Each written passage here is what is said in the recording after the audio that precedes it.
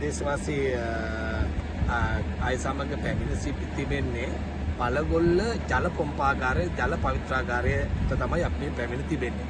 එතකොට මේ ප්‍රදේශයේ තමයි මේ ජලය ලබා දීමට මේ කුණ්ඩසානේ ජල ආපදා විපත් වලින් පත්වලා තියෙන ජනයාට ජලය ලබා දෙන්න දින මෙන්න මෙතරක වතුර ප්‍රමාණයක් තමයි.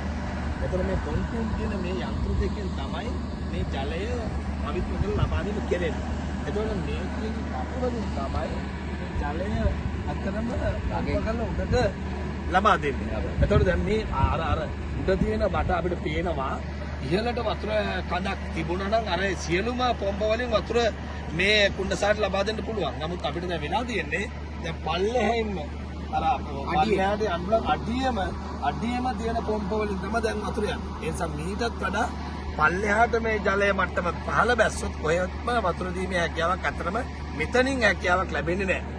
ඉතින් කෙසේ වුණත් අතරම යුද හමුදාවේ සහ මේ මහත්තුරු විශාල පරිශ්‍රමයක් දරලා අපිට පේනවා මේ ටික හරි අර එහා පැත්තේ පේන අර වැලි කොට්ට වගේ අර පස් කොට්ට හදලා මේ වේල්ලක් බැඳලි කරලා තමයි මේ වතුර ටික හරි ලබා දීමට මේ කටයුතු කරන්නේ.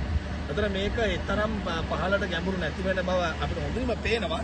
මේ මෙතනින් හාරගත්ත ඒ මඩ ටික තමයි මේ උඩට දාලා තියෙන්නේ. තමයි ප්‍රථම වතාව මේ වගේ ඇති වෙලා තියෙන තත්ත්වය.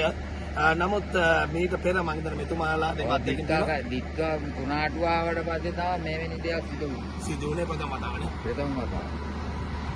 මෙච්චර මඩ ගොඩක් මේ කුලියෙන් කිව්නෙත් අපිට හිතන්න පුළුවන් අත් වශයෙන්ම මෙතෙන්දී පෞගිය කාලේ ඇතිවෙච්ච විදුලි අර්බුදයත් එක්කම විදුලිය නිපදවීම සඳහා ජලය ලබා දීමේ අතුරු ඵලයක් විදියට තමයි මේ බීම සඳහා තිබෙන ජලය අත් වශයෙන්ම කුණ්ඩසාලේ ජනයාට අහිමි වෙලා තිබෙන්නේ. ඒ නිසා ජල කළමනාකරණය කියන එක පුළුල් විෂයක්. මේක යම්කිසි ආකාරයක පරිණත බවකින් ගත යුතු තීරණයක්. ජල කළමනාකරණය පිළිබඳව කරගත්ත යම්කිසි ආකාරයක ගැටලුකාරී තත්ත්වයක් තුළ තමයි අද මේ ජලයකට පත්‍රා තිබෙන්නේ. ඉතින් ඒ නිසා කුණ්ඩසාලේ ජල ප්‍රශ්නයෙන් පීඩා විඳින මේ ජනතාවගේ ප්‍රශ්නය විසඳීම සඳහා රජයක් විදියට මම හිතනවා යම්කිසි ආකාරයක පළල් ක්‍රියාමාර්ගයකට යන්නට වෙනවා. එහෙම නැති වුණොත් එහෙම මේ ජල ප්‍රශ්නයෙන් පීඩා විඳින කුණ්ඩසාලේ ජනයා අතරම ගොඩක් වෙලාවට අසහනයට සහ පීඩාවට පත් වෙලා තිබුණා. මොකද වතුර බවුසර් වලින් ලබා දීම සෑහෙන්නේ නැහැ. මොකද හේතුව ඒවා කලට වේලාවට ඒ ජනයන්ට ලැබෙන්නේ නැහැ ප්‍රමාණවත් පරිදි. ඒ නිසා මේ ප්‍රශ්නේ විසඳීම සඳහා ඊටම කඩිනම් පිළිතුරක් තමයි ජනයා බලාපොරොත්තු වෙන්නේ.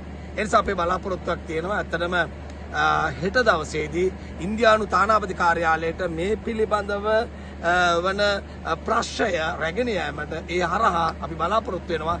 දීර්ඝ කාලීන විසඳුමක් මේ කුණ්ඩසාලේ ජනයාට ලබා දෙන්න කියලා.